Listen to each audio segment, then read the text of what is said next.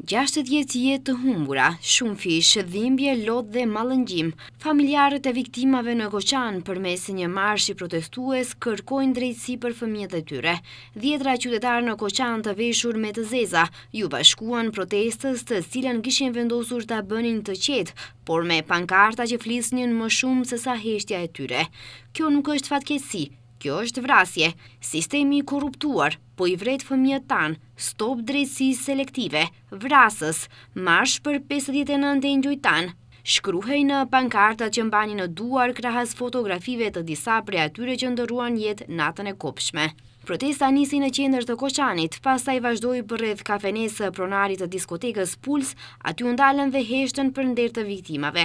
Më pas vazhduan tek komuna e Koçanit, tek stacioni policor i këtij qyteti, si dhe tek gjykata themelore. Në orët e hershme të mëngjesit të 16 marsit, pas një zjarri të madh në diskotekën Puls në Koçan, mbetën të vdekur 59 persona, kurse u lënduan rreth 200 të tjerë, të cilët u vendosën nëpër spitalet e Shkupit, Shtipit dhe Koçanit. Të nesërmen pjesa më e madhe e pacientëve nisën të transportohen në shtete të huaja dhe pacientët që mbetën këtu, të gjithë u hospitalizuan në spitalet e Shkupit. Pas 2 javësh nisi kthimi i pacientëve të shëruar në vend, derisa një pjesë e pacientëve po shëroheshin e lëshoheshin në shtëpi. Njëri nga të lënduarit, menaxheri i diskotekës Aleksandar Karatakovski, ndroi jetë gjatë kurimit të tij në Lituani, duke quar numrin e të vdekurve nga kjo tragjedi në 60.